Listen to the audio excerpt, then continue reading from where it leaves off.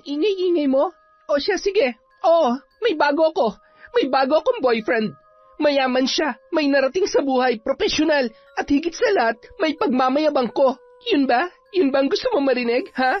O ayan, sinabi ko na, kaya tantanan mo na ako. Pag siya ay pagyayabang mo? Paano ako? Hindi ko na pala dapat itanong kasi alam ko na. Kasi siya mayaman habang ako mahirap lang. Siya profesional at nakatapos sa pag-aaral.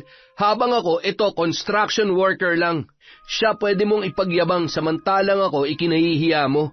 Ang sakit mo namang mahalin, Jillian. Ano, pera-pera na lang? Kasi kung ganun lang naman ang labanan, talong-talo na ako. Taon 2010. Iloilo. Abala sa pagre-review si Jillian nang dumating ang kanyang inang si Rowena. Bit-bit ang bill ng kuryente habang walang tigil sa pagmumura. Sinabayan pa ng malakas na ulan na mas lalong nakadagdag sa ingay ng paligid. Napabuntong hininga na lamang ang babae at nagpamewang na hinarap ang ina na noon ay basang-basa na. Nay, ano na naman ang problema nyo? Huwag nyo sabihing natalo na naman kayo sa bingo. Nako, tigil-tigilan nyo na yung pagsusugal nyo, hindi na yan maganda. Oo, talo nga ako, pero hindi naman yun ang pinoproblema ko. Ano? Tsaka, alam nyo ba, Nay, para kayong lamok, malayo pa lang pero ang ingay-ingay nyo na. Sino ba naman ang hindi mag-iingay at mabubwisit kung ganito ang bubungad sa akin? Tingnan mo, ang laki-laki ng bayarin natin sa kuryente. Ay nako, ewan ko ba, buwisit na ako sa buhay na to. Kahapon bill ng tubig, ngayon bill ng kuryente. Ano naman kaya bukas? Bukas? Malamang mga kolektor ng lending na pinagkakautangan nyo. Leche, kailan ba kasi tayo tatantanan ng mga utang at bayarin na yan? Dapat po tayo ang tumigil. Titigil saan? Sa paghinga? Ayos din yun para wala ng problema. Baliw ka ba? Gusto mong mamatay ang nanay mo? Hindi po kayo lang po ang nagsabi niyan. Ikaw kasi, kasalanan mo to. Anong kasalanan ko? Nananahimik nga lang ako dito At saka, magpasalamat ka may boyfriend akong sumusuporta sa pag-aaral ko. Kung wala si Joel, baka mas lalo ka mag-iingay dahil sa laki ng tuition ko. Hoy, Jillian, pinagmamalaki mo pa talaga yung boyfriend mong yon? Nako, kung ako sa'yo, maghanap ka na lang ng iba, yung mayaman para naman makaahon tayo sa kahirapan na to. O di kaya'y maghanap ka na lang ng matandang afam para isang kiliti lang, patay agad. Tapos mapupunta na sa atin yung mga ari-arian niya. O di ba ang galing ko mag-isip? Hay nako, ikaw na lang kaya, Nay. Ikaw nakaisip niyan dinadamay niyo pa ako. At saka, oo, hindi mayaman si Joel pero at least natutulungan niya pa rin ako sa mga gastusin ko sa pag-aaral. Dapat nga magpasalamat tayo sa kanya Kasi kung hindi dahil sa kanya, wala kang anak na graduating na ngayon sa kolehiyo. Oo nga, nakakatulong siya sa pag-aaral mo pero hindi sapat yun. Ang piliin mo kasi yung totoong mayaman para naman makaranas din tayo ng marangyang buhay. Ewan ko sa inyo, Nay. Oh, bakit? Sa panahon ngayon, Jillian, dapat wais tayo. Ang hirap kasi sa inyo, nilalason kayo niyang pagmamahal niyo. Ay nako, mapapakain ba tayo ng pagmamahal na yan, ha? Oo na, sige nanay. Hindi na ako makikipagtalo sa inyo, kaya please lang tumahimik na kayo. Kasi kailangan ko pa mag-review Ay, eto pala tuwalya. Magbihis na po kayo, baka lamigin pa kayo dyan Kung dalaga lang ako, baka matagal na akong nakabingwit ng kano. Kaso nga lang matanda na ako Wala nang pupulot sa akin kasi nga wala nang asim. Kaya eto, sa'yo ko umaasa. Tigilan niyo nga ako, Nay. Sige na, may exam pa kami mamaya. Bawal bang mangarap o maghangad ng magandang buhay? Matanda na ako, Jillian. At ayaw ko naman mamatay na hanggang labandera na lang. Hindi na umimik pa ang dalaga sa mga sinabi ng kanyang ina. Alam niya nung mga oras na yon, wala siyang laban sa kanyang nanay. Ang opinyon pa rin nito ang masusunod. Bata pa lamang si Jillian, bukang bibig na ng kanyang ina ang marangyang buhay, ang pag-aambisyon na makaahon sa kahirapan. Mula nung musmus pa lamang siya hanggang sa nagdalaga ay silang dalawa lamang ang magkasama sapagkat 5 taong gulang pa lamang siya nang iwan sila ng kanyang ama. Sumama yun sa kanyang kabit. Samantala, abala sa pagliligpit ng mga gamit sa panggagamot si Aling Berna nang dumating ang kanyang anak na si Joel. Bitbit nito ang plastik na naglalaman ng kung anong bagay. Napakunot ang noo ng matanda nang tingnan niya yon at napausisa pa dahil sa kuryosidad. Akala ko ba bukas ka pa uuwi? Nag-absent po ako ngayon, Nay. Kailangan ko kasing ibigay ito kay Jillian. Ano ba yan? Tsaka, teka nga, umupo ka nga muna rito. Bakit ba pawis na pawis ka? Huwag mong sabihing tumakbo ka lang dito pa uwi. Para pong ganun na nga, Nay. Pero hayaan nyo na. Ayos lang po ako. Tinitipid mo na naman ang sarili mo para lamang sa girlfriend mong yan. Bukod pa roon, hindi ba't pinagsabihan na kita na huwag mong ibigay ang lahat? Magtira ka naman sa sarili mo. At saka, hindi pa naman kayo mag-asawa. Paano na lang kung magbago pa ang isip niyang si Jillian? Abay, kawawa kapag nagkaganon, anak. Hindi po yan. Malaki po ang tiwala ako sa kanya. At higit sa lahat, mahal na mahal po ako nun. Kaya wag po kayong mag-alala. Ang akin lang naman, wag mong pababayaan ang sarili mo para lamang sa babaeng yon. Ayaw ko lang na masaktan ka.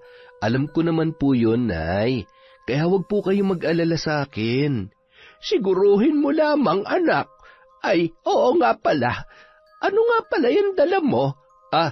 Bagong sapatos po para kay Jillian. Bagong sapatos na naman. Nasan ba yung binili mo sa kanya nung nakaraang buwan?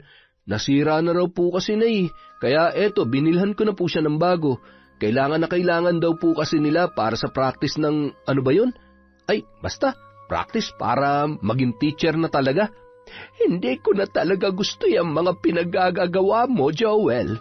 Ikaw pa nagbabayad sa tuition fee niya, nagbibigay ng baon, at pati ba naman mga damit ay ikaw pa rin. Ang swerte naman talaga ng babaeng yan, na pag-aaral mo siya ng kolehiyo, habang ikaw hindi man lang nakapagtapos kahit high school. Mahal ko siya, Nay. Gagawin ko po ang lahat para sa kanya. Ayos lang naman sa akin ang pakikipagrelasyon mo sa kanya. Walang problema yon. Pero sana naman, maghinay-hinay ka rin. Opo, Nay. Siya nga pala. Alis po muna ako. Ibibigay ko lang po ito sa kanya. Hindi ka man lamang ba magbibihis? Hindi, Nanay. Saglit lang naman po ako. Iaabot ko lang to sa kanya. Sige na po, maiwan ko na po kayo. O siya, sige anak. Mag-iingat ka. Nagmamadaling sumakay si Joel ng tricycle habang bitbit pa rin sa kaliwang kamay ang plastik na naglalaman ng bagong sapatos. Ilang ulit niya rin tiningnan ang cellphone na walang tigil sa pagtunog dahil sa paulit-ulit na pagtawag ni Jillian. Hindi yun sinagot ng lalaki, bagkus ay itinuon na lamang niya ang atensyon sa daan. Nang matanaw niya na ang babae, ay agad siyang bumaba at nilapitan yon. Bakit ba ang tagal mo? Kanina pa ako naghihintay dito Kainis ka naman At saka, bakit hindi mo sinasagot yung mga tawag ko? Sorry na, babe. Umuwi pa kasi ako sa amin, dala yung mga gamit ko galing barracks. Para naman pagpunta ko rito, wala na akong gaanong bitbitin. Sana naman maintindihan mo yun. Sorry na talaga. Nakakatampo rin naman kasi, baby. Bukod pa ron, nakakainip din kayo maghintay. Pero ayos lang, sige na, okay na tayo. Pasensya na talaga, babe, ha? Hindi na mauulit yon. Oo nga pala, ito na yung allowance mo. Pang 2 linggo yan, ha? Ikaw nang bahala magkasya niyan. At saka, ito yung bagong sapatos, binilhan na kita. Sabi mo kasi, sira na yung binili ko sa nung nakaraang buwan Kaya, sana ingatan mo na to, ha? Para naman umabot pa sa graduation mo. Hala, thank you babe ha, I love you. Mahal na mahal din kita, Jillian. Basta, sabihan mo lang ako kaagad kung anong kailangan mo. At saka, mag-aral ka mabuti ha. Yayakapin na sana ni Joel ang dalaga nang bigla yung umatras, kasabay noon ang pag-iling. Habang pinagmamasdan ng mga tao at ilang mga estudyante na nagsisidaanan at napapatingin sa kanila nung mga sandaling yon. Ikinahihiya mo ba ako? Hindi naman sa ganon, babe.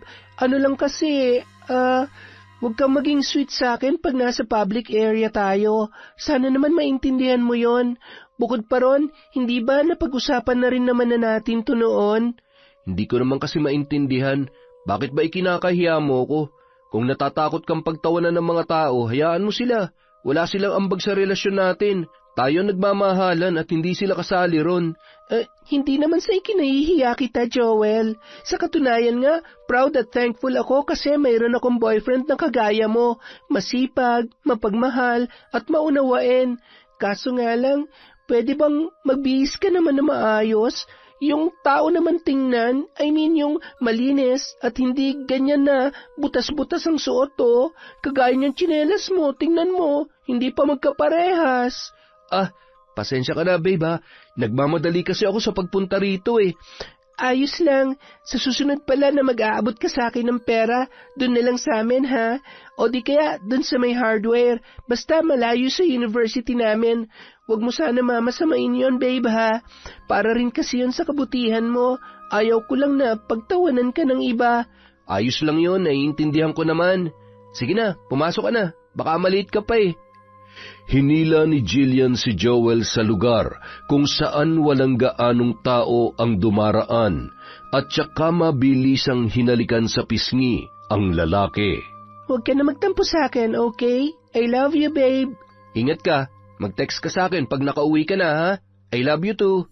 Pabuntong hininga na tinalikuran ni Jillian si Joel na nung sandaling yon ay nakangiti na.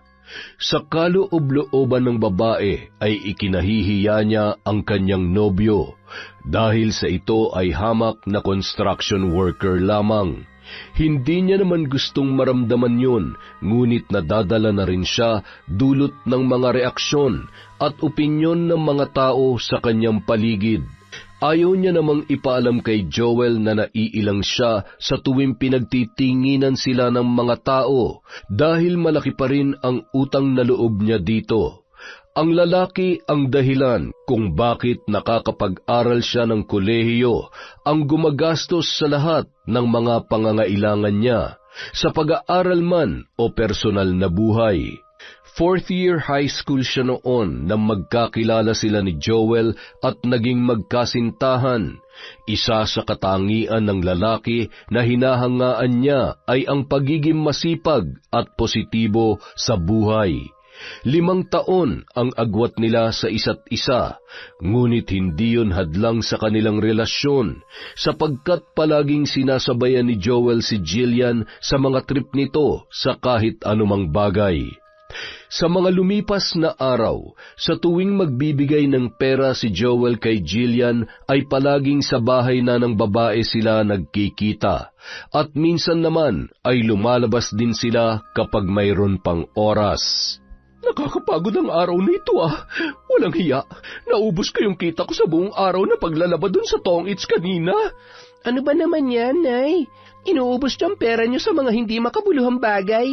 Hindi ba't sinabihan ko na kayo na itigil niyo na yung pagiging addict niyo sa sugal? Anong hindi makabuluhan?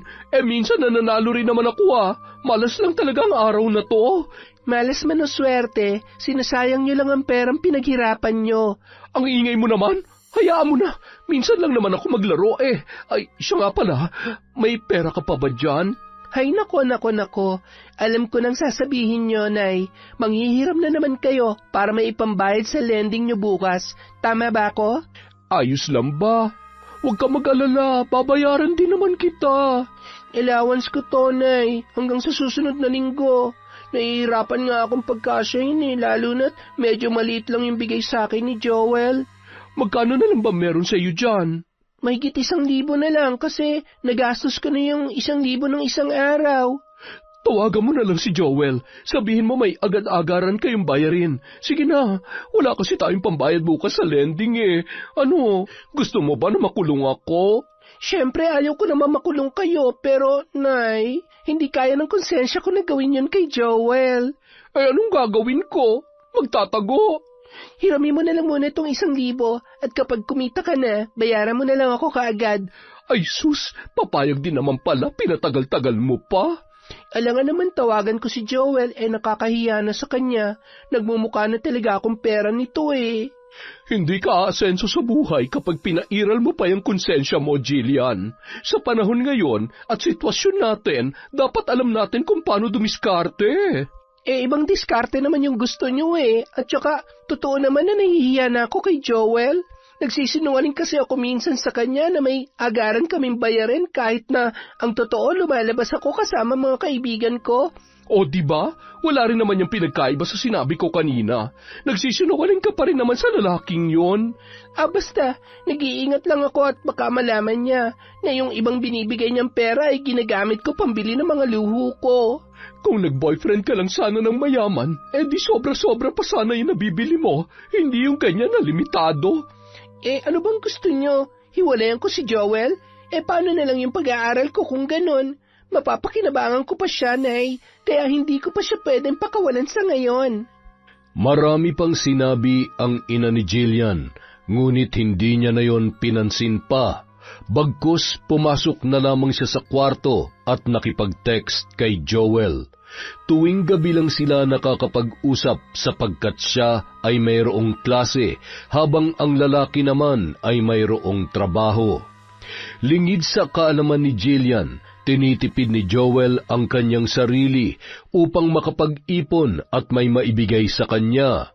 Tuwing Lunes hanggang Sabado, nagtatrabaho ang lalaki bilang construction worker at tuwing Linggo naman ay buong araw itong naglalako ng taho upang kumita ng ekstrang pera. Mas inuuna nito ang kapakanan at kinabukasan ng babae kesa sa kanyang sarili. Isang araw. Hello, Nay. Napatawag ka? Buti vacant namin ngayon, kaya eto, nasagot kita. Pag-uwi mo, bumili ka ng gas, ha? Magagasera tayo ngayong gabi.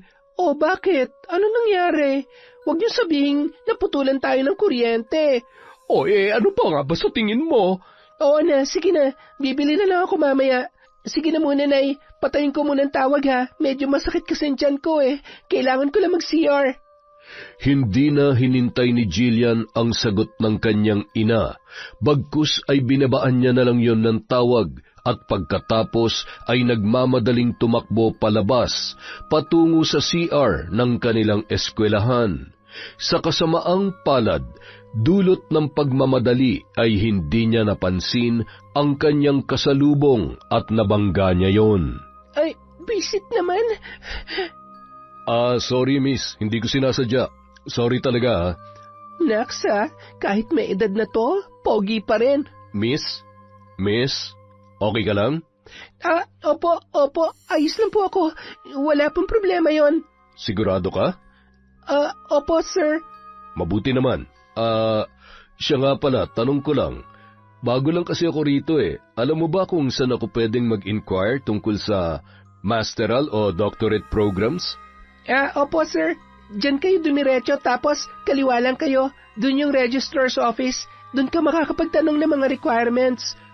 Salamat Buti na lang ikaw ang nakasalubong ko. Ay sus, wala pong ano yan sir. Tsaka, pasalamat ka, gwapo ka.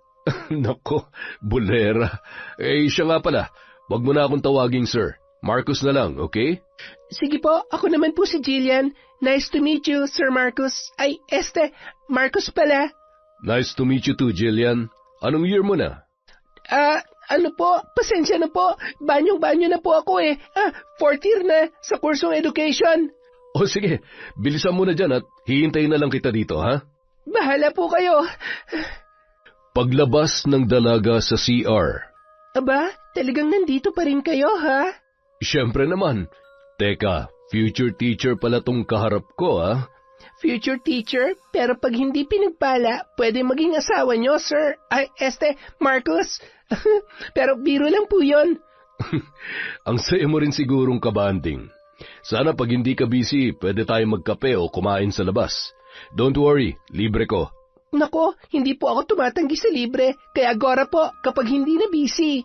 Yun, pumahayag din. Oo nga pala, pwede bang makuha ang number mo? Para ma-text kita kung sakaling hindi ka na busy. Agad na binigay ni Jillian ang kanyang number sa lalaki at ganoon din naman ang kanyang ginawa.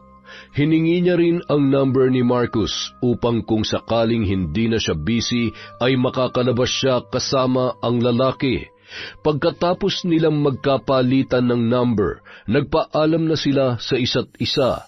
Ngunit si Jillian ay tila naiwang tulala habang inaamoy ang kanyang kamay kung saan ginamit niya yon sa pakikipagkamay kay Marcus.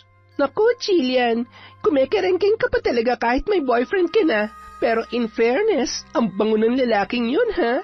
Tsaka, nagbibiro lang naman ako kanina, pero bakit sineryoso niya? Bahala na nga, at least makakalibre. Bukod pa ron, ang pogi niya. Nakakagigil. Pailing-iling na lamang na bumalik sa klase si Jillian habang walang tigil sa pag-amoy sa kanyang kamay na nanunuot pa rin ang bango. Pagsapit ng gabi, nakatanggap nga siya ng message mula kay Marcus. Hindi niya rin maitago ang nararamdamang pagkagalak sa kausap dahil sa matatamis nitong pick-up lines at hirit na noon lamang niya narinig.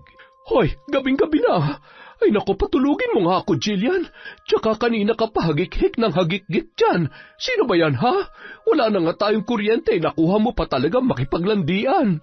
Grabe naman kayo, Nay. Landian talaga. Hindi ba pwedeng natutuwa lang ako sa kausap ko?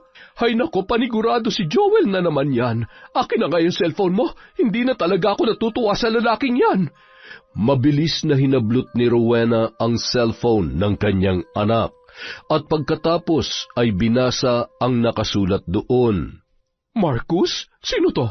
Manliligaw mo? Hindi akin na nga yan, Nay. Hindi raw bakit parang namumula ka dyan? Parang kinikilig ka pa sa mga bawat banat niya. Hay, ewan ko sa iyong babae ka. Kung magpapaligaw ka man, sana doon naman sa mayaman. Ano, mayaman ba yan, ha? May kaya ba yan sa buhay? Hindi ko nga manliligaw to, Nay. Tsaka, kanina ko pa lang siya nakilala. Pero sa usaping mayaman, sa tingin ko, oo. Sa pananamit, tindig, at sa paraan ng pakikipag-usap niya, parang galing talaga siya sa mayamang pamilya. At saka, amuyin mong kamay ko, ang bango, diba? Nakashake hands ko kasi siya kanina. At ang masasabi ko lang, ang bango-bango niya, sobra! Naku, mabango nga. Ay, oo nga pala, ilang taon na ba yung lalaki na yan? Hindi ko alam pero sa tingin ko, nasa 40 o mas bata pa ng konti. Ay, baka pamilyado na yan, ha? O di kaya may mga anak na.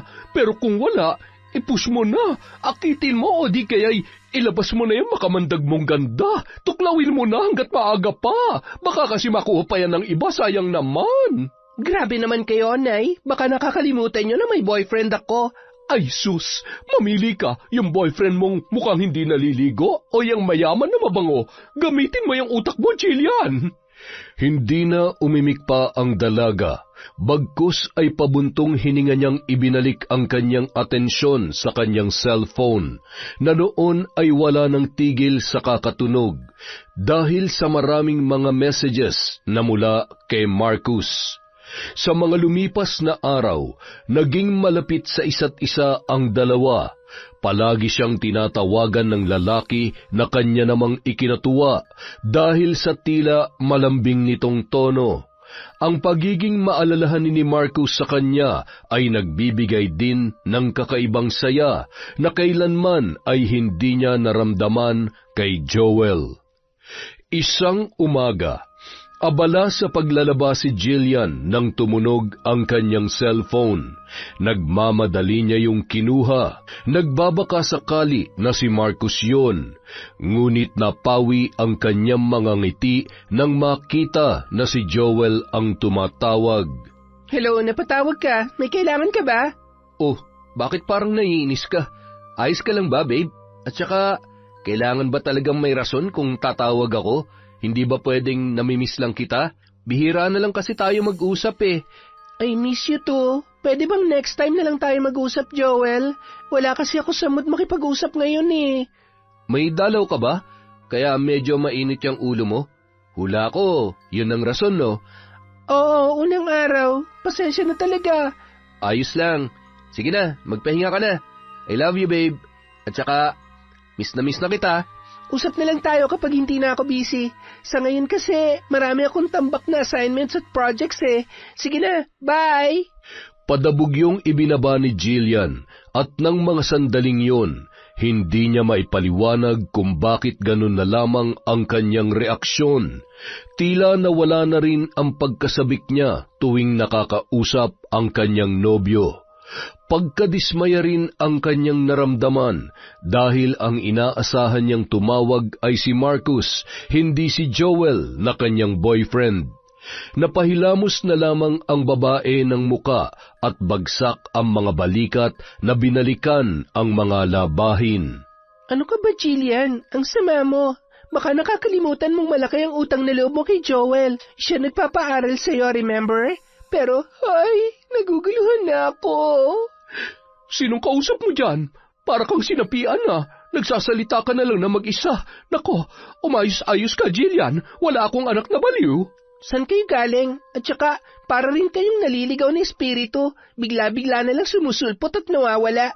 Hanip din ah. Baka ako yung espiritong sumanib sa'yo. Baka nga, pero san ba talaga kayo galing? Ang aga-aga nyo kasing nawala kanina. Diyan lang sa tabi-tabi, naghahanap ng mapagkakakitaan. Tumango na lamang si Jillian bilang pagsang-ayon, kahit na ang totoo ay alam niyang galing yon sa pagsusugal. Samantala, nitong mga nakaraan, napapansin ko palagi kang malungkot at hindi mapakali. May problema ka ba, Joel? Wala lang ho, Tonay. Medyo pagod lang po siguro ako. Abay, sino ba naman ang hindi mapapagod? Tingnan mo nga, Lunes hanggang Sabado nagtatrabaho ka bilang construction worker at tuwing Linggo naman ay nagtitinda ka ng taho. Kailangan pong kumita na eh. Alam niyo naman po yung rason, di ba? Ay, ewan ko sa yung bata ka. Kung ako lang ang masusunod, hindi na kita pagtatrabahuhin. Kaya naman kitang buhayin. Kahit papaano'y kumikita naman ako sa panggagamot ko. Hayaan niyo na po, malapit na rin graduate si Jillian. At kung makakapasa na siya sa board exam, doon ako titigil sa pagtatrabaho. Yun naman ho yung pinag-usapan namin eh. Siguraduhin niya kamo na magtatapos siya at makakahanap agad ng trabaho para naman masuklian niya yung mga sakripisyo mo sa kanya. Nitong mga nagdaang araw nga po, Nay, abala siya sa pagre-review eh. Sobrang busy niya po. Bihira ko na lamang siya makausap, pero naiintindihan ko naman na kailangan niyang unahin ang pag-aaral niya. Yun ang importante at proud na proud po ako sa kanya kasi nagsisipag siya na makatapos. Hindi niya lang ginagawa yun para sa sarili niya, kundi para sa aming dalawa, para sa hinaharap namin, at para sa bubuuin naming pamilya. Siguraduhin mong pag-aaral talaga ang inaatupag ng babaeng yan. Ay nako, kung hindi, lagot siya sa akin. Huwag niyo sabihin na babarangin niyo siya, tulad nung ginawa niyo sa kabit ni tatay noon. Kung maglolo ko siya, abay bakit hindi? Matagal ko nang tinalikuran ng barang, pero kung kinakailangan, malamang ay balikan ko ang nakasanayan kong yon. Huwag niyo na pong gamitin yon, Nay. Masama po yun. Tsaka ano ba naman kayo? Hindi ako lolokohin ni Jillian. May tiwala ako sa kanya at ganun din siya sa akin. Mahal na mahal namin ang isa't isa. Kaya kung ako sa inyo, tigil-tigilan niyo ng pag-iisip ng negatibong bagay. Yang pagmamahal na yan, wala yan kapag nadala at natukso ang isang tao. Hindi na nakipagtalo pa si Joel sa kanyang ina, bagkus ay itinuon na lamang niya ang atensyon sa pagbibilang ng mga baryang kinita sa maghapon na paglalako ng taho. May tiwala naman siya sa kanyang girlfriend, ngunit ng mga oras na yon, hindi niya maiwasang makaramdam ng pangamba at takot kung sakaling maglukuman at iwan siya ng babae. Aminado siya sa kanyang sarili na nalulungkot at nangungulila siya kay Jillian dahil sa bihira na lamang silang makapag-usap at kung sakali mang tumawag siya ay may pagkakataon pa na nauuwi lamang yon sa pag-aaway. Gustuhin man niyang bisitahin ang babae ay hindi niya magawa dulot ng pagkaabala sa trabaho at kawalan ng oras. Nagkikita naman sila minsan, ngunit yun lamang ay para magabot ng pera para magamit nito sa kanyang pag-aaral. Isang araw, 7:00 na ng gabi natapos ang klase ni Jillian. Nagmamadali siyang lumabas ng classroom ng sandaling yun dahil nag-aalala siya na baka wala ng jeep na namamasada papunta sa kanilang lugar. Nasa may pintuan pa lamang siya ng classroom ay napahinto ang dalaga dahil sa bulto ng lalaki na dahan-dahang lumalapit sa kanya habang nakangiti. Akin na yung mga gamit mo. Ako na magdadala. Marcus, anong ginagawa mo rito? Ano pa ba? Di sinusundo ka. Bawal ba? Hindi, ayos lang naman. I mean, nagulat lang talaga ako na makita ka rito. Simula ngayon, masanay ka na. Siya nga pala, ihatid kita sa inyo. Pero before that, kain muna tayo sa labas. Ayos lang ba sa iyon? Nako, nakakahiya naman sa'yo pero salamat talaga Marcus ha. Hulog ka talaga ng langit sa akin. Walang anuman yon. Tara na? Tara na, gutom na rin ako eh. Nagpatiuna ng naglakad si Jillian habang nakasunod naman sa kanyang likuran si Marcus. Bit-bit nito ang ilan sa mga gamit at bag ng dalaga. Nang makalabas ng eskwelahang yon ay agad na iginiya ng lalaki si Jillian papunta sa kanyang sasakyan. Oh, napahinto ka. May problema ba? Dali na, sakay na. Ano kasi? Ano yun? Bakit? Wala. Never mind. Pagkasakay ni Jillian sa kotse, ay hindi niya maiwasang mamangha dahil yon ang pinakaunang beses na nakasakay siya sa ganoon kaganda at kasosyal na kotse. Hindi naman niya maalis-alis ang paningin kay Marcus sapagkat ang maganda nitong ayos at forma ay tila hinihigop ang kanyang atensyon. Mas lalo pang nangibabaw ang kanyang pagkamangha nang dalhin siya ng lalaki sa isang mamahaling restaurant na kailanman ay hindi niya naranasan kay Joel. Dahil sa tuwing lumalabas siya kasama ang boyfriend, ay palaging sa tabi-tabi lang sila kumakain o sa mga mumurahin na karinderya. Kanina ka patahimik ka. May problema ba? Tsaka, hindi mo pa ginagalaw yung pagkain mo. Ayaw mo ba ng ganyan? May allergy ka ba? Pwede naman natin palitan. Sabihin mo lang. Wala. Sorry. Gusto ko naman ng mga pagkain. Hindi ko lang maiwasang ma-amaze. Kasi first time ko lang maranasan ng mga to eh. Ang makasakay sa mamahaling kotse, ang makapasok sa ganito kasosyal na restaurant, at higit sa lahat, ang makatikim ng ganito kasarap na mga pagkain. Pasensya na kung medyo ignoranteng pakinggan ha. Alam mo naman na mahirap lang kami. Si nanay, minsan labandera, minsan naman manicurista. Yun ang pinagkakakitaan niya na ikinabubuhay naming dalawa. At saka, ako, swerte na lang kasi may scholarship. Rumaraket din ako minsan para kumita ng pera at magamit ko kung sakaling may mga projects.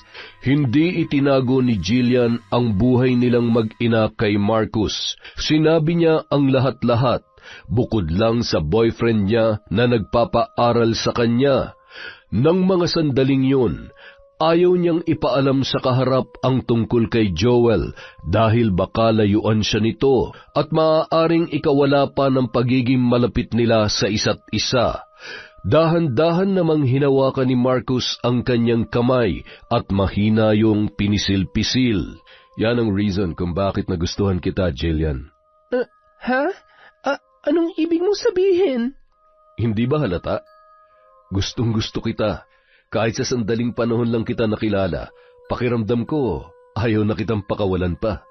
Imposible man na magustuhan mo ako dahil sa agwat ng edad natin, pero ito lang ang masasabi ko sa'yo. Gagawin kong lahat para lang masuklian mo yung pagtingin ko sa'yo. Liligawan mo ako? Oo, sana, kung papayag ka. Pwede bang magtanong muna? Sige lang. Ano ba yon? Wala ka bang asawa at mga anak? Wala akong anak. Hindi kasi kami nagkaanak nung asawa kong namatay 5 years ago. Ha? Biyudo ka pala? Anong ikinamatay ng asawa mo? Pasensya na kung napakatsismosa ko. Ano ka ba? Ayos lang yon. magtanong ka lang ng kahit ano. Ang ikinamatay niya ay breast cancer. Meron din siyang kidney failure na naging dahilan kung bakit naging complicated yung sitwasyon niya. Pasensya na ha, kung ano-ano na lang ang tinatanong ko. Ayos lang, walang problema yon. Sige na, kumain ka na dyan. Pagkatapos nito, magsha-shopping tayo. Hala, nakakahiya naman. Huwag ka na mahiya, hindi ba't sabi ko gagawin kong lahat para sa'yo? Nakangiting tumango si Jillian sa sinabi ni Marcus. Hindi niya rin maipaliwanag ang saya nang malaman na walang anak ang lalaki at byudo na yon. Pagkatapos nilang kumain, dinala siya ni Marcus sa isang mamahaling mall. Hindi niya naman pinalagpas ang pagkakataong yun. Kumuha siya ng mamahaling bag, sapatos, alahas at kung ano-ano pa. Hindi lang siya kumuha ng para sa kanya, kundi para rin sa kanyang ina. Maraming salamat, Marcus, ha? Saad pa ni Jillian habang tinatahak ang kalsada pauwi sa kanila. Wala rin namang tigil sa kakangiti si Marcus dahil sa napapasaya siya ng dalagita. Kanina ka pa pasalamat ng pasalamat ah. Nako, kung uulitin mo pa yan, hindi ka na makakaulit sa susunod. Ay, ganon? So dapat pala, hindi na ako magpasalamat para makaulit pa? Biro lang. Ay, siya nga pala, tungkol sa panliligaw ko. Papayagan mo na ba ako? Wala ka namang boyfriend, di ba? Wala. Wala akong boyfriend. So, pwede nga ako mandigaw? Hayaan mo, hindi naman ako nagmamadali. Sige lang, ayos lang sa akin. Totoo? Sigurado ka? Oo nga, paulit-ulit. Yes, I love you. Thank you. Thank you, Lord. Natawa na lamang si Jillian sa naging asal ng lalaki. Tila naging teenager yon na tuwang-tuwa dahil sa napansin na rin siya ng babaeng nagugustuhan. Nakahawak ang kaliwang kamay ni Marcus sa manibela habang ang isa naman ay pilit na inaabot ang kamay ni Jillian. Diyan na lang pala ako. Ay, siya nga pala, hindi na muna kita iimbitahan sa loob ha. Hayaan mo, sa susunod ipapakilala na kita kay nanay. Sigurado ka? Ihatid na lang kita, medyo marami rin kasi tong pinamili mo. Huwag ka mag-alala, kering-keri kong buhati ng mga yan. Nagpumilit pa ang lalaki kay Jillian na tulungan siya nito, ngunit hindi niya yun pinayagan at ipinakita na lamang na kaya niyang bitbitin ang mga pinamili, upang hindi na yon mangulit pa. Ayaw din ni Jillian na pumasok si Marcus sa kanilang bahay dahil alam niyang makalat at nagsusugal ang kanyang nanay kasama ang kumari noon sa loob. Nang masigurong nakaalis na ang lalaki, ay siya naman pasok ni Jillian sa kanilang bahay. Nang mga sandaling yon ay nakasalubong naman niya sa may pintuan ang mga kalaro ni Rowena na kalalabas lamang. Napatingin pa yun sa kanya, ngunit pinagsarhan niya lamang ng pinto at nagmamadali niyang inilapag sa sahig ang kanyang mga pinamili. Wow, ang dami ah! Saan galing ang mga yan? Sinundo kasi ako ni Marcos sa classroom namin kanina. Kumain kami sa labas at pagkatapos ay nag-shopping. Aba, ang swerte mo naman. Ikaw kumakain na masarap habang yung ina mo rito pinagtsatsagaan ng sardinas. Ano, wala bang para sa akin dyan? Kahit bagong damit man lang na may pagyayabang ko sa mga kumari ko. Makakalimutan ba kita, Nay? Siyempre meron ka rin dito. Damit bang hanap mo? Oh, eto, may sandals, sapatos, at mga shorts pa. Namili rin kami ng hikaw. 4 to, tig-2 tayo. Pero bago nyo isukat ang mga yan, kumain muna kayo. Nag-take out kami ng pagkain para sa inyo. Galanteng-galante ay siya nga pala. Ano na?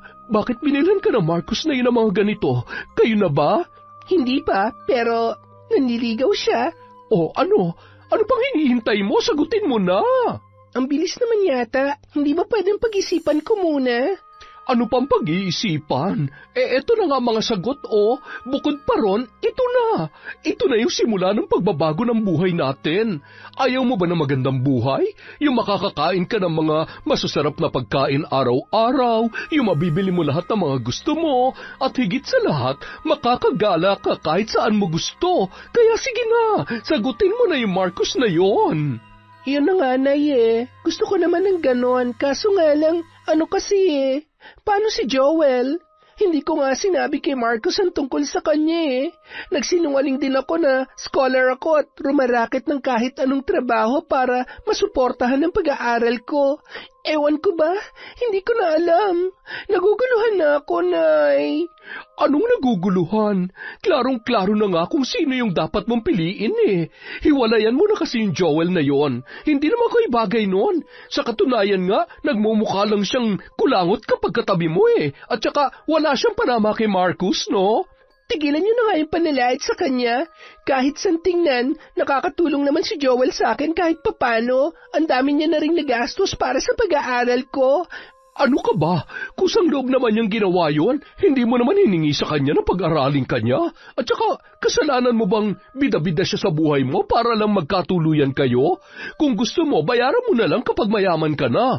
Tutal mukhang tiba-tiba ka naman dyan sa magiging asawa mo eh. Asawa agad? Oo, dun din naman ang punta noon, di ba?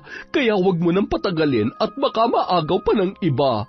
At saka kapag si Marcus ang napangasawa mo, hindi mo na kailangan mag-aral o magtrabaho kasi magbubuhay prinsesa ka na. Tapos kapag nangyari yon, syempre kasama ako. Alam nga naman, pababayaan mo ko, di ba?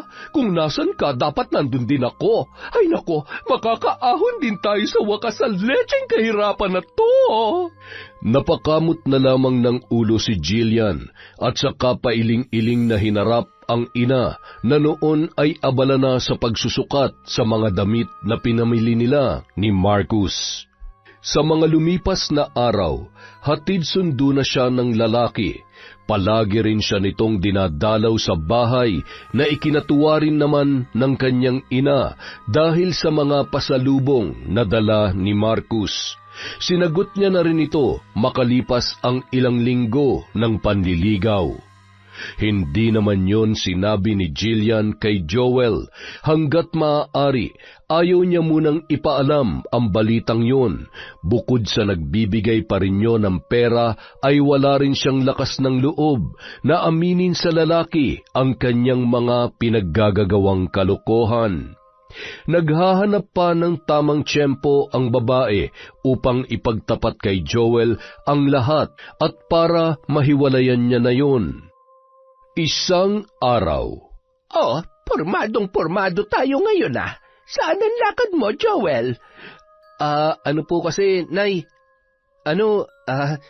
Nahihiya ako? Anong nahihiya? Sabihin mo na kasi, saan ka ba pupunta? Fifth anniversary namin po ngayon ni Jillian. Plano ko sana na sorpresahin siya. Susunduin ko siya sa eskwelahan nila at kakain kami sa labas. Abay, akala ko naman ay may pupuntahan kang kasal sa pormahan mong yan. O siya, sige, mag-iingat ka ron. Sige po, Nay, alis na po ako. Paalam pa ni Joel sa ina, saka mabilis na lumabas at nagtawag ng tricycle. Habang nasa biyahe papuntang eskwelahan ni na Jillian, ay makailang ulit pa siyang naglagay ng pabango sa kanyang damit.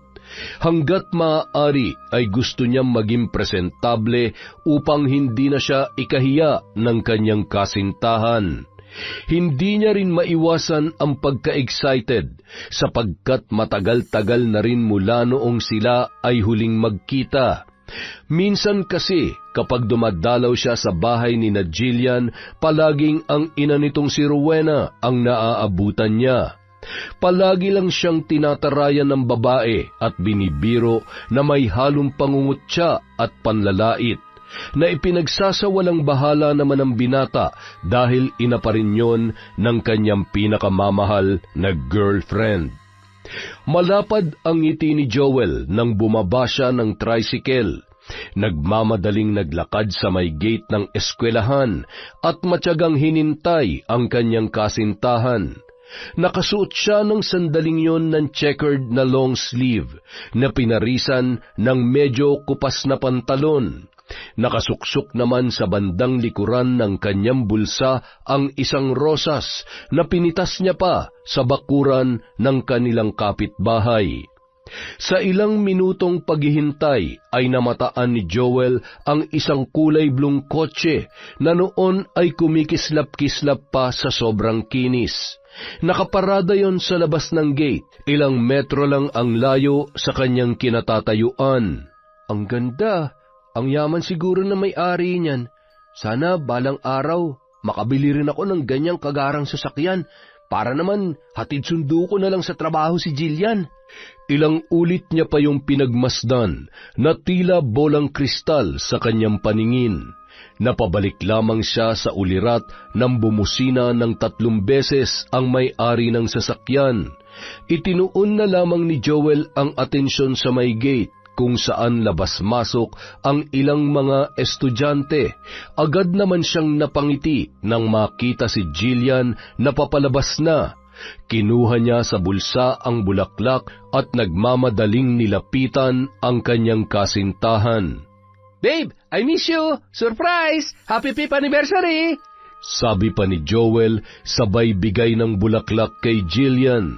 Ngunit biglang nanlaki ang mga mata ng babae, sakayon tumakbo papalayo sa kanya.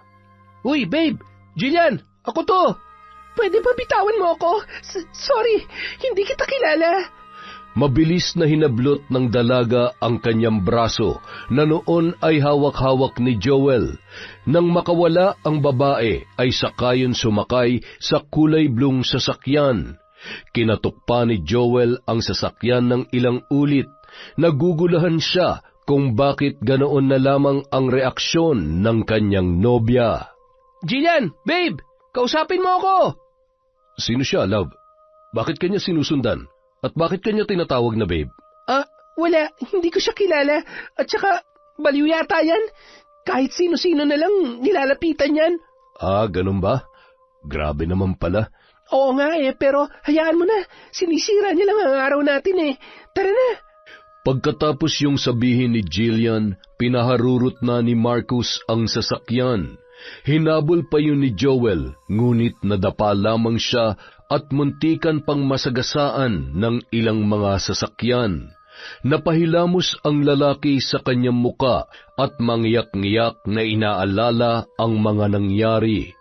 Hindi siya makapaniwala na magpapanggap si Jillian na hindi siya nito kilala. Pinagpagan na lamang ni Joel ang sarili at nagmamadaling pumara ng jeep. Habang nasa biyahe, paulit-ulit naman niyang tinawagan si Jillian na noon ay nakapatay ang cellphone. Nang makarating siya sa bahay ng babae, ay nagmamadali siyang kumatok doon. Babe! Babe, nandiyan ka ba? Kausapin mo naman ako! Babe, parang awa mo na! Makailang beses niya pa yung kinatok at ilang minuto lamang ay iniluwa ng pintuan si Rowena na noon ay kagigising lamang. Ano ba, Joel? Tanghaling tapat na tutulog ang tao Storbo ka! Ano bang kailangan mo rito, ha? Mag-aabot ka ba ng pang-allowance ni Jillian? Akin na! Ako na magbibigay sa kanya! Nasaan po si Jillian? Ilabas niyo naman siya. Jillian! Jillian! Nandito ako! Kausapin mo naman ako, babe! Wala rito ang anak ko.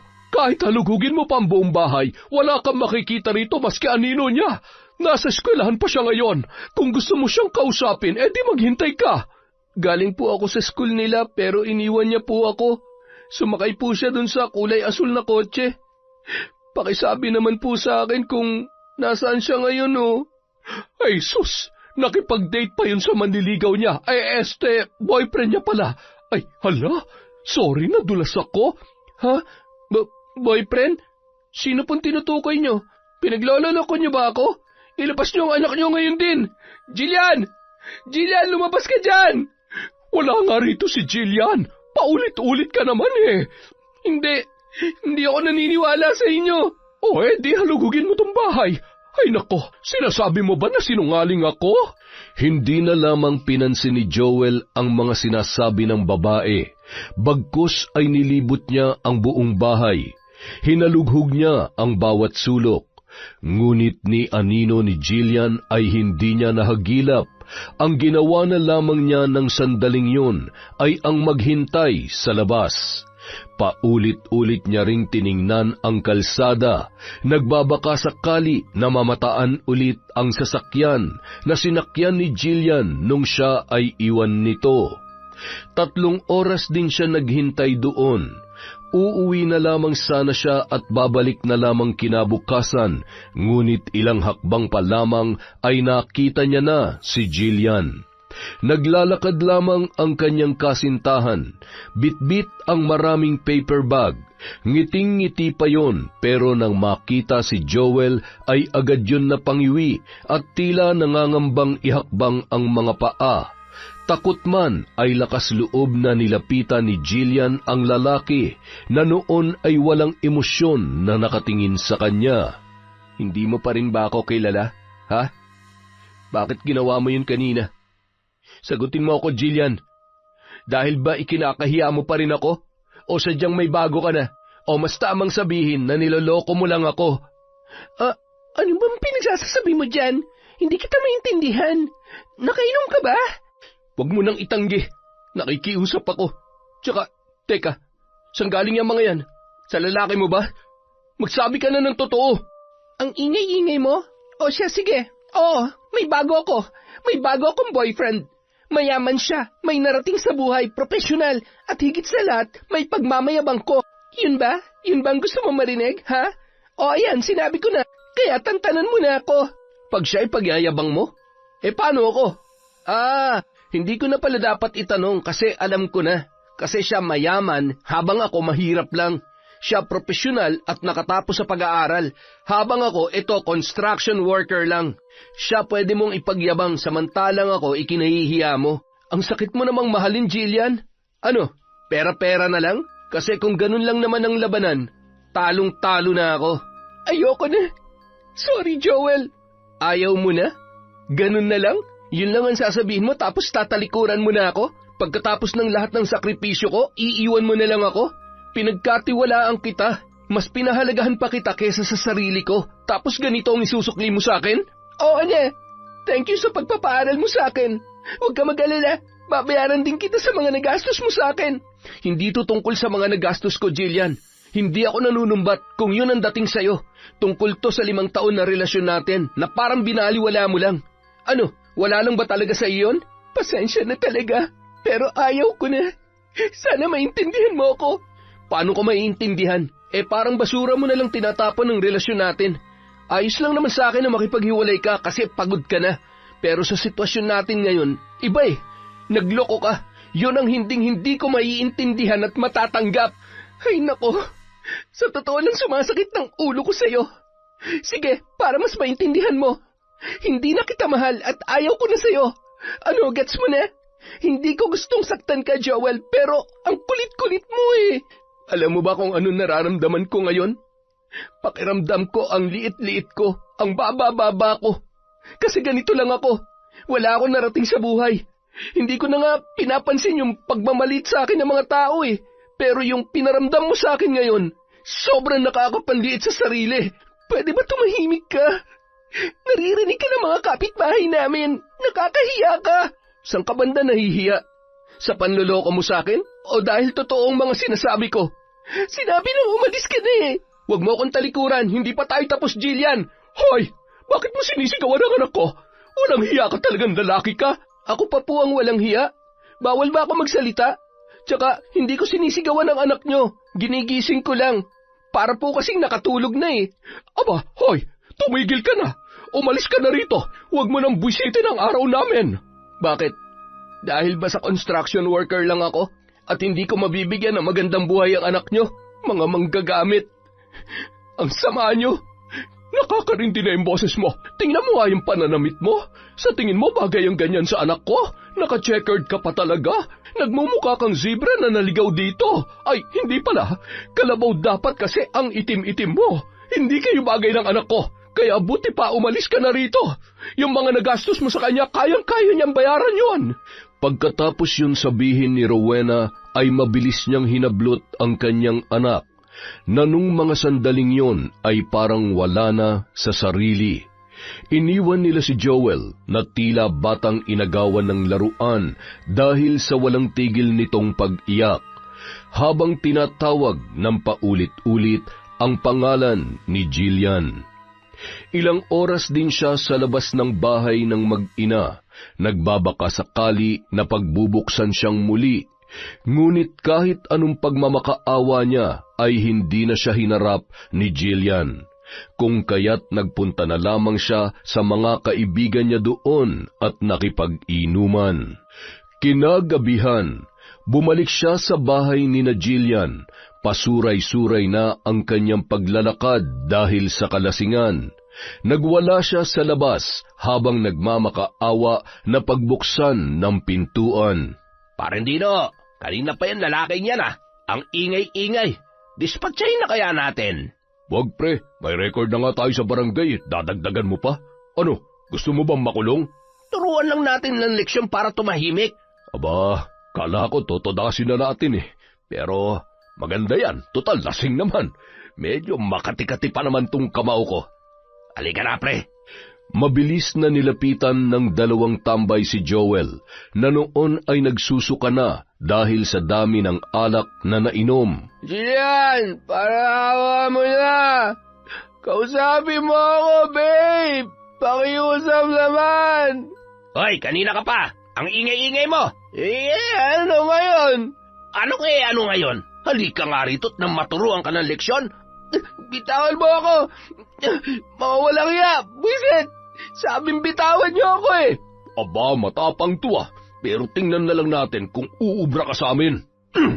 Hinila ng dalawang tambay si Joel sa isang madilim na bakanteng lote at doon ay pinagtulungan siyang bugbugin ng mga yon. Ang mas malala pa, nasaksak siya sa tagiliran na naging dahilan ng kanyang panghihina. Pagkatapos gawin yon sa kanya, ay humahalakhak pa siyang iniwan ng dalawang lalaki na halatang nakainom din. Mabilis na tinawagan ni Joel ang kanyang ina at umiiyak na ibinalita ang mga nangyari. Nay, tulungan niyo ako. Nasaan ka ngayon? Anong nangyari sa'yo? Tsaka, bakit hindi ka pa umuuwi?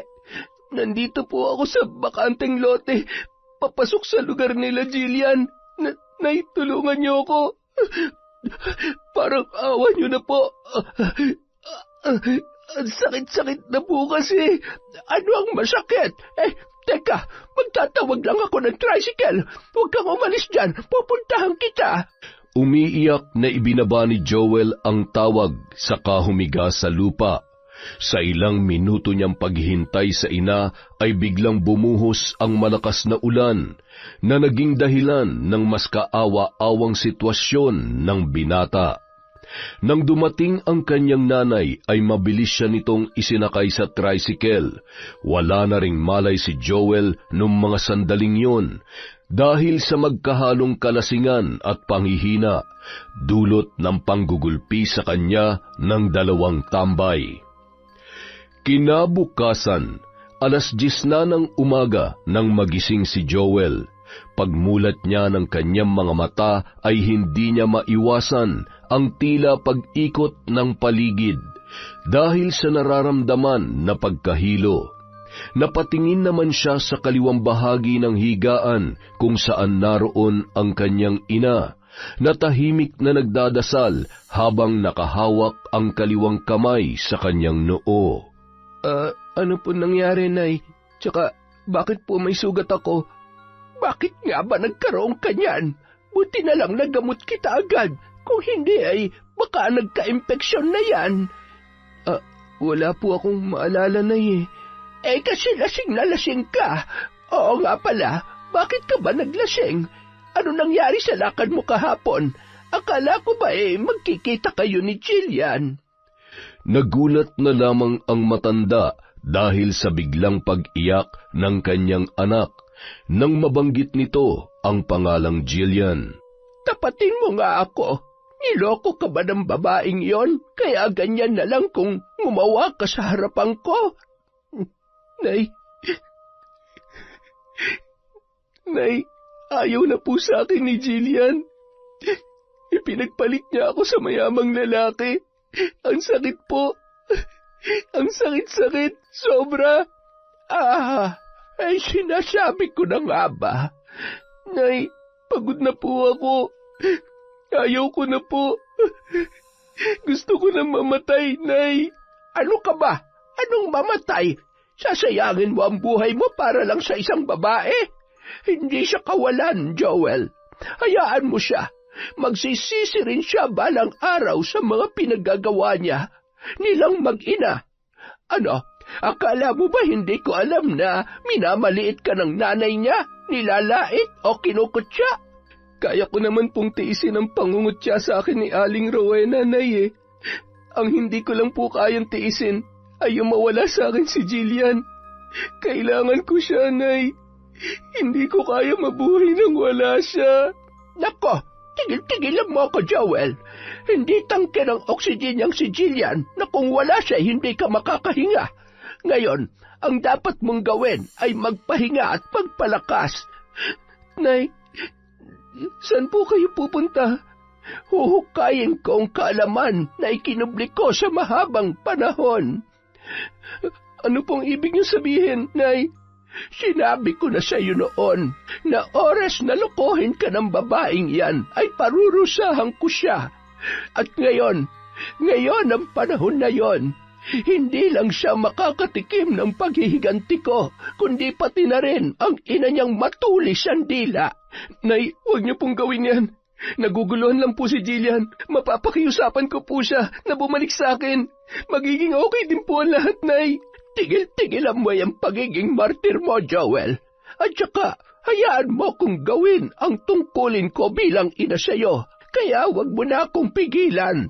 Magsasalita pa sana ang binata, ngunit iniwan na siya ng matanda. Alam niyang ang tinutukoy ng ina ay ang tungkol sa kaalamang pambabarang na maaaring gamitin laban sa mag-inang nanakit sa kanya. Samantala, pagkatapos talikuran ni Berna ang anak, ay agad niyang hinalughog sa lumang aparador ang kahon na kanyang ikinandado. 2 dekada na ang nakalilipas. Binuksan niya yon gamit ang kwintas na may palawit na susi. Pagkabukas pa lamang ay hindi niya maiwasang mapabahin dahil sa sobrang alikabok noon. Sa loob ay naroon ang maraming garapon na naglalaman ng iba't ibang patay na insekto, mga pulang sinulid, karayom, libro ng orasyon, at marami pang iba na magagamit niya sa pambabarang.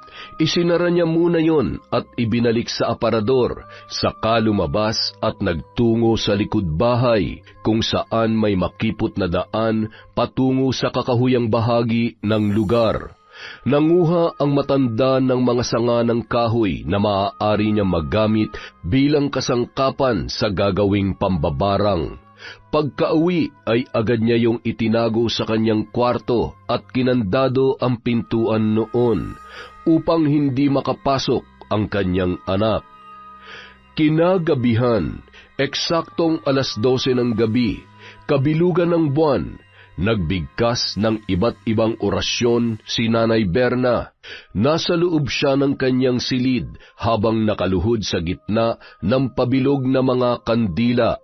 Sa harapan ng matanda ay naroon ang isang itim na palanggana. Sa loob noon, mayroong maliliit na sanga ng balete, ipil-ipil at kalumpang. Binuhusan niya yon ng maraming abo sa kahinalo-halo. Pagkatapos, makailang ulit niyang binigkas ang iba't ibang orasyon habang hawak ang 2 papel kung saan nakasulat ang buong pangalan ng mag-inang sina Jillian at Rowena, ang 2 bibiktimahin ng mambabarang ng gabing yon. Ang bawat papel ay tinupi niya ng 7 beses, tsaka tinalian ng pulang sinulid.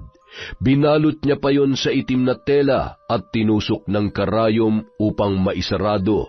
Pagkatapos ay kinuha niya ang malaki-laking sisidlan, mayroon yung laman na langis at may kaliskis pa ng ahas. Inilagay doon ni Nanay Berna ang itim na tela at hinayaang magpalutang-lutang. Nag-usal siya ng orasyon at ibinuhos doon ang mga garapon na naglalaman ng patay na pulgas, langgam, higad, surot at ipis. Pagkatapos noon ay hinintay ng matanda ang pagkaupos ng mga kandila. Sa kanya nilagay sa altar ang palangganang yon. Sa kabilang banda, kasabay ng oras na yon ay walang tigil sa pag-ungol si Jillian. Nananaginip ang babae na tinuklaw siya ng ahas, dahilan ng kanyang habol hininga. Napabalikwas din naman siya ng bangon nang maramdaman ang matinding pangangati ng katawan. Nagtatalon pa siya sa takot dulot ng maraming pulgas at surot na gumagapang sa kanilang higaan. Mabilis niyang pinagpag ang kanyang sarili at hinubad ang kanyang pajama, sabay kamot ng kanyang balat na noon ay marami ng pantal. Sa bawat pagkamot niya ay unti-unti yung kumakapal at humahapdi. Para bang may higad na dumikit sa kanyang balat at nag-iwan ng pananakit na tila sinusunog. Aray ko, ang kati naman nito. Ang hapdi. Nay! Nasaan ba yun? Mabilis na lumabas ang dalaga sa kanilang kwarto na walang tigil sa pagkakamot. Nakita niya naman agad ang ina na nasa sala na noon ay wala ring tigil sa paggulong sa sahig. Nay, anong ginagawa niyo dyan? Aray ko, buisit ang kati-kati. Tulungan mo ako. Ang sakit ng tiyan ko. Hindi ko na kaya to, anak. Teka, ano nangyari dyan sa binti niyo? Ha? Ano? Bakit? Aray, ano bang meron? Tanong pa ni Rowena kay Jillian, sabay tingin sa kanyang binti na noon ay nagsisiputukan na ang tila pigsa na tumubo doon. Naglabas yon ng nana na may mabahong amoy. Ano ba nangyayari sa akin? Tsaka itong pananakit ng tiyan ko. Grabe, anak. Hindi ko na kaya. Marami pa sanang sasabihin si Rowena, ngunit bumulwak sa kanyang bibig ang itim na likido na kung susuriing mabuti ay may mga halong maliliit na langgam at ipis na gumapang sa kanyang katawan. Hindi na alam ni Jillian ang gagawin dahil ng sandaling yon ay hindi niya na rin maipaliwanag ang paninikip ng dibdib. Ilang minuto siyang nakatayo roon habang tinitingnan ang kalunos-lunos na sitwasyon ng kanyang ina. Ang sakit ng sikmura ko. Buisit, ano pa bang tinatayo-tayo mo dyan? Tulungan mo ako, Jillian. Aray, ano pong gagawin ko? Tumawag ka ng ambulansya o di kaya tawagan mo si Marcus. Humingi ka ng tulong. Basta, ikaw na ang bahala. Bilisan mo. 3:00 pa lang po na madaling araw. Makakaistorbo po tayo. Napahilamos na lamang ng muka ang dalaga habang tinitingnan ang inang namimilipit sa sakit na noon ay pumuputok na ang labi. Nagmamadali siyang pumasok sa kwarto at hinalughog ang kanyang mga gamit. Nang makita niya ang kanyang cellphone, ay agad niyang tinawagan si Marcus. Ilang ulit niya pa yung tinawagan dahil sa hindi yun sumasagot. Jillian, napatawag ka. Sorry kung matagal kong nasagot. May problema ba? Hello, Marcus. Pasensya na talaga sa istorbo ha, pero pwede mo ba kaming puntahan ni nanay ngayon dito sa bahay? Kailangan namin ng tulong mo. Ngayon na? Teka lang. O siya, sige, papunta na ako. Please, bilisan mo. Pagkatapos yun sabihin ni Jillian, agad na bumulwak sa kanyang bibig ang itim at mapait na likido. Sumirit din sa kanyang ilong ang tila nana na may halong mga surot. Dahil sa takot, mabilis siyang lumabas at nagpagulong-gulong din sa sahig katulad ng kanyang ina. Ilang minuto ang lumipas ay nakarating na rin si Marcus sa bahay ni Rowena. Kasama ng lalaki ang kanyang driver na noon ay inaantok pa dahil sa maagang paggising sa kanya ng kanyang amo. Nagulat pa ang dalawang lalaki nang makita ang sitwasyon ni Rowena at Jillian na nung mga sandaling yon ay parang mga lantang gulay na tanging mata na lamang ang naigagalaw. Mas lalo pang nagulat si Marcus nang makita ang kanyang kasintahan na walang suot na kahit anumang saplot sa katawan. Ang balat ng babae ay tila nalalapnos na at nakakadiri. Nagmamadaling dinala ni Marcus sina Jillian at Rowena sa ospital. Pagkarating doon ay agad na inasikaso ng mga doktor ang dalawa. Ginawa nila ang lahat para mailigtas ang mag-ina. Sa paglipas ng mga araw, unti-unti na ring gumaling sina Rowena at Jillian, maliban na lang sa kanilang balat na nangangati pa rin, at may maliliit pang natitirang mga pantal mula ulo hanggang sa kaduluduluhan ng kanilang mga paa. Maraming salamat, Marcus. Hulog ka ng langit sa amin, lalo na sa anak ko. Ayos lang ho yun. Basta para kay Jillian, gagawin ko po ang lahat. Ay, siya nga pala, pwede na raw kayong i-discharge. Bibigyan na lang daw kayo ng reseta para makabili tayo ng ointment at gamot para dyan sa allergy ninyo. Paano ang bill namin dito sa ospital? Ako na ang bahala ron. Tsaka, mas makabubuti siguro na dun muna kayo sa bahay ko tumuloy para mas mapadali ang paggaling ninyo. Meron akong maids doon na mag-aasikaso sa inyo. Sana okay lang yon, Madam Rowena. Sinabi ko rin po to kay Jillian kagabi. Ayos lang naman daw sa kanya, kaya sana ganun din po sa inyo. Ano? Sigurado ka ba? Ang laki-laki na naitulong mo sa amin, Marcus. Nakakahiya naman, pero ayos na ayos lamang sa akin. Siya nga pala, huwag mo na akong tawagin, madam. Nanay na lang para mas magandang pakinggan. Sige po, nanay. Hindi ako sanay kasi hindi namang gaanong magkalayo ang agot ng edad natin. Sige na ho, pupuntahan ko muna si Jillian sa kabilang kwarto. Mamayang tanghali ho tayo susunduin ng driver ko. Matapos yun sabihin ni Marcus, agad na siyang lumabas doon at pinuntahan si Jillian, na noon ay abala sa pagkamot sa balat na tinutubuan ng butlig. Nakausap ko na ang nanay mo. Ayos lang daw sa kanya na doon muna kayo tumira sa bahay. Mabuti naman. Siya nga pala. Thank you so much, love, ha? Tatanawin kong malaking utang na loob tong ipinapakita mong kabutihan sa amin ni nanay. I love you. Ay, sus, wala yun. Basta para sa'yo. I love you more, Jillian. O siya, tigil-tigilan mo na yung pagkamot mo. Baka mas lalo pang lumalayan. Tiniis na lamang ni Jillian ang pangangati upang hindi na mag-alala pa ang lalaki. Pagdating ng tanghali, sinundo na sila ng driver ni Marcus at hinatid na sa bahay. Welcome ho sa bahay ko. Huwag kayong mahihiya, ha? Ituring niyo tong sarili niyong bahay. Feel at home. Aba, ang laki-laki naman ng mansyon mo, Marcus. Nakakahiyang umapak sa makinis niyong sahig para lang kasi kaming langaw na dumapo rito. Ay, ano po ba kayo? Okay lang po yan. Siya nga pala, maiwan ko muna kayo. Sa kwarto muna ako, may aasikasuhin lang ako saglit. Huwag kayong mag-alala, nandyan naman ang mga maid. Sila na huwag bahala sa inyo. Love, sa kwarto muna ako, ha? Sige lang, love. Salamat, ha? Nang iwan sila ng lalaki, ay agad na siniko ni Rowena si Jillian, na nung mga sandaling yon ay abala sa pagtingin-tingin sa buong mansyon. Bakit, Nay? Kita mo na? Ang laki, di ba?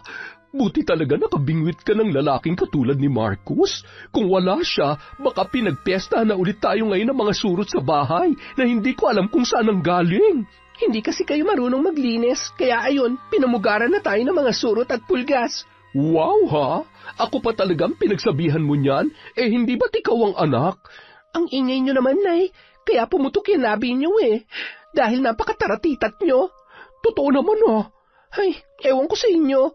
Kung si Joel ang pinili mo, tsak patay na tayo ngayon. O di kaya mabubulok na tayo sa ospital dahil walang pambayad sa bill.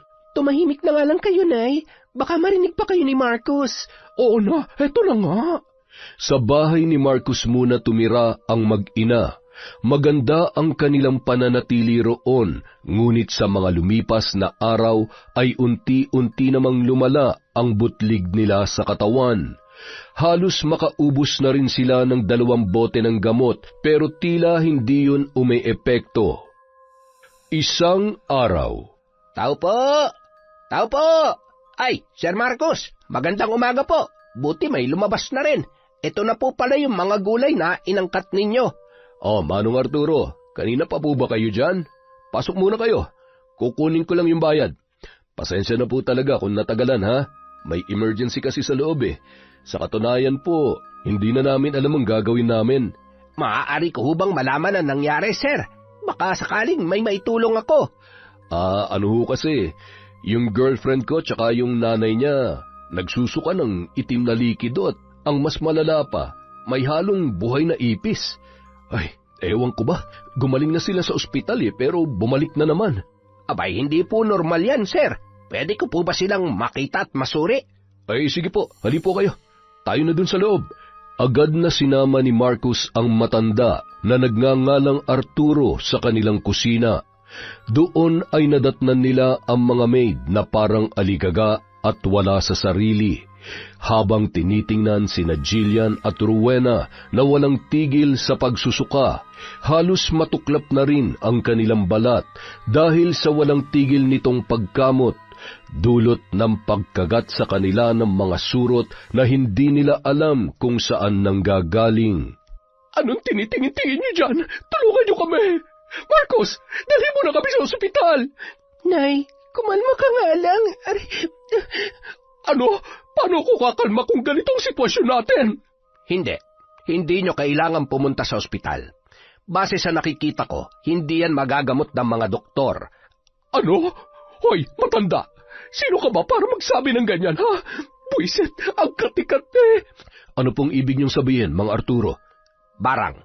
Nabarang sila. Base rin kasi sa nararamdaman ko, may mabigat na enerhiyang nakatali sa kanila. Anong barang? Baka naman nagmamarunong ka lang matanda ka. Eh di kung ayaw nyo maniwala, pumunta kayo sa ospital. Tingnan na lang natin kung gagaling kayo ron. Abay, hoy! Pinagbabantaan mo ba kami, ha?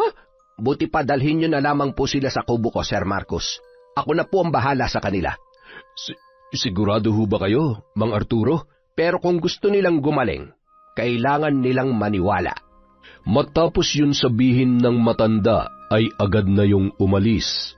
Nagmamadali namang inalalayan ng mga katulong ang mag-ina na noon ay tila wala na sa wisyo kung maglakad. Hindi man nagustuhan ni Marcos ang ugaling ipinapakita ni Rowena ay tinulungan niya pa rin yun para sa kapakanan ng kanyang kasintahan. Nang makarating sa kubo ni Mang Arturo, ay agad na inihiga ang dalawa sa banig na nakalatag sa sahig, binasa ng matanda ng langis ang bawang, saka ipinahid sa buong katawan ng mag-ina, na noon ay walang tigil sa pag-ungol dulot ng hapding nararamdaman. Nilagyan din ng asin ang kanilang mga tiyan, ulo at dibdib upang maitaboy ang kamalasan. Mabisa yon bilang pangtunaw sa isinasagawang sumpa ng kung sino mang mambabarang. Pagkatapos noon, nagpausok naman si Mang Arturo ng insenso sa kamahinang nag-orasyon. Kasunod noon ay maingat niyang kinuha ang 2 itlog at itinapat sa noo ng pasyente. Dahan-dahan niyang iginulong ang itlog sa ulo, dibdib at tiyan habang bumubulong ng orasyon, at sa pag-ikot ng itlog, wari bang hinihigop nito ang bigat ng sumpa na bumabalot sa katawan ng mag-ina. Pagkaraan ng ilang minuto, inilabas ng matanda ang 2 baso ng tubig at marahang binasag ang itlog doon. Pagkahulog ng laman sa tubig, unti-unting lumitaw ang kakaibang hugis at mga bula, parang mga anino ng lason at sumpa na nailipat mula sa katawan ng pasyente papunta sa loob ng itlog. Ang barang ay nabali na. Sa susunod na mga araw, magiging maayos na ang inyong pakiramdam. Pwede po bang malaman kung sino ang nambarang sa amin? Pwede naman. Sandali lamang. Agad na kinuha ni Mang Arturo ang 2 baso at ibinuhos yun sa palanggana.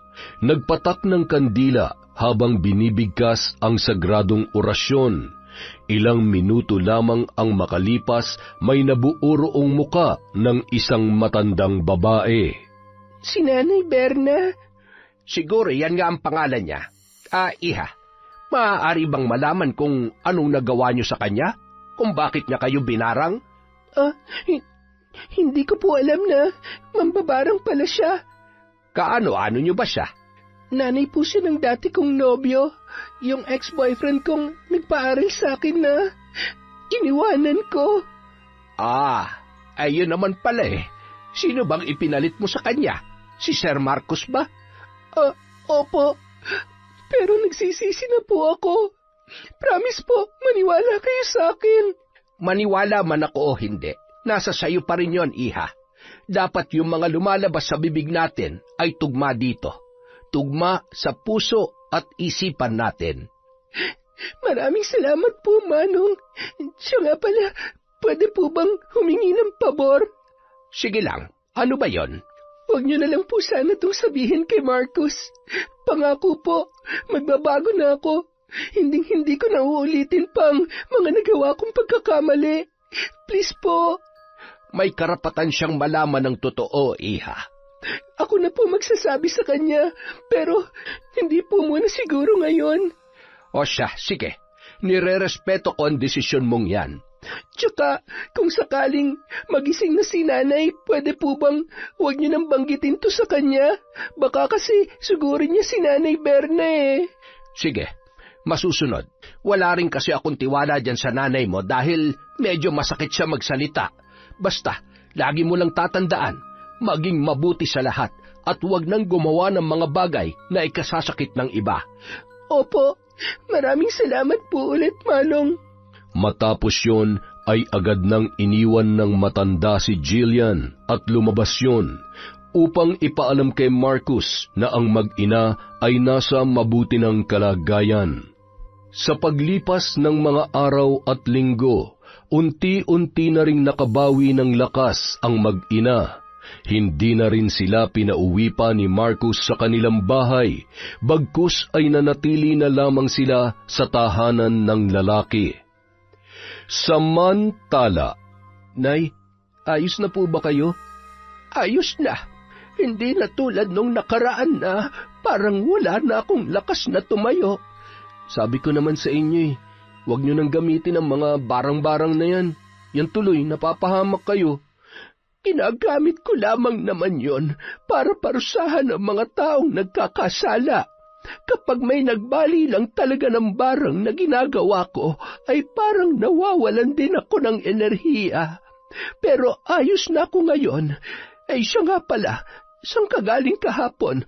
Huwag mong sabihin na nagpunta ka na naman sa eskwelahan nila Jillian o di kaya ay sa bahay nila. Naku, Joel, tigil-tigilan mo na yan. Bukod pa ron, ang dami-dami pang babae dyan. Hindi ka mauubusan. Huwag ka mag-alala. Darating din ang tamang tao sa tamang panahon. Maghintay ka lamang. Hindi mo kailangang madaliin ang pag-ibig. Alam ko naman yan, Nay. Gusto ko lang talagang makita si Jillian. Namiss ko na po kasi siya 2 buwan na rin kasi mula nung huli ko siyang nakita. At saka, akala ko nitong mga nagdaang araw, papasok na siya sa klase. Kasi nga, nabali na yung barang na ginawa ninyo. Hayaan mo na siya, Joel. Basta, sa ngayon, ang masasabi ko lamang ay nasa mabuti na silang kalagayan. Bakit hindi pa rin po siya pumapasok sa klase? Sa mahigit 1 buwan niyang absent, ay maaaring hindi na siya makabawi pa. Bagsak na po siya? Ganoon na nga. Kasalanan ko yun, Nay. Ako po ang sumira sa pangarap niya. Huwag mo nga sisihin ang sarili mo. Kasalanan nila yon. Kung hinayaan lang natin sila, di sana makakamarcha na siya sa graduation nila sa susunod na buwan. Makakabalik naman siya sa susunod na taon. At saka, hindi ba't nagsama na sila nung mayamang lalaki na ipinalit niya sa'yo? Yun din ang sinabi ng mga kaibigan niya sa akin, Nay, nung minsan na nagpunta ako sa eskwelahan nila. Di makampante ka na. Hindi naman siguro siya pababayaan noon. Kaya huwag ka nang makonsensya pa, anak. Napabuntong hininga na lamang si Joel sa mga sinabi sa kanya ni Nanay Berna. Sa mga lumipas na araw, pinilit niya na lamang kalimutan ang lahat at magsimula ng bagong buhay kasama ang kanyang ina. Lumipat din sila ng tirahan at doon ay namuhay ng payapa. Pinalitan niya rin ang kanyang numero upang wala nang makakontak pa sa kanya. Si Jillian naman ay namuhay din ng tahimik kasama si Marcus. Itinago niya pa rin ang sikreto tungkol sa kanyang nakaraan, sa dating nobyo na kanyang niloko. Gustuhin niya mang humingi ng tawad kay Joel, ngunit hindi niya na nagawa dahil ayaw niya nang guluhin pa ang lalaki. Ipinagdasal na lamang niya na gumanda ang kinabukasan noon at sana ay mapatawad siya sa kanyang kasalanan na nagawa. Yon! Napakasakit talaga ng pag-ibig, oo naman. Kaya ako single na lang talaga eh. Oy, shout out! Teka lang, simulan natin kay April Alfonso. Hi kay Cat Burglar Cutie, kay Scarlett Sky Maniego. Shout out po kay Maribeth Cernias, kay Glenda Ambagan, kay Mary Jane San Juan, kay Ernesto Arugante. Shout out kay Vicky Yabut. Hello po kay Eduardo Diamante from Negros. Hello sir. Hi din po kay Melinda Mari, kay Alma Naong, kay Jobel Ocfemia. Hi kay Jana May Creo, kay Rose Strong OFW. Shout out kay Rosalyn Percoma, kay Freddy Hagolino, kay Cheese Ega Hagolino from Rosemary Ifundal. Hi po kay Hilda Yumul, kay Jonah Lopez, kay Jelana Amanda. Shout out din po kay Hayashi Megan, kay Connie Formentera. Hi kay Rubilin Ude, kay Beth Mercado, kay Christy Gaitan. Shout out kay Analia Valiega, kay Celestina Sigua, kay Josie Aniban, Chris Alcantara, kay Rizan Ryle. Hi kay Robert Crimen, kay Febe Ranyada, kay Red Gaspar, kay Pinky Ko. Shout out po kay Leia Tan, kay Finky Rusi 14, kay Baga Foro Nene. Shout out kay Susana Liobrera, kay Manisan Mamot Mapadtaya, Milrose Galvez, kay Nanette Carson, kay Toka Life World Reposter. Hi kay Nena Diones, kay Celia Tolentino, kay Valerie Joy Nadal. Shout out kay Lori V, Shauma TV, Margie Banosong. Hi kay John Chris, kay Ashley Domingo, kay Crystal Albania, kay Jing Estrada, Vilma Bautista, kay Sean, Samuel at Sebastian from Chon Chamchev. Maraming salamat po. Para po nga po pala sa hindi natin nabanggit, marami pa po tayong shout out. Maraming salamat again from Kwentong Enteng.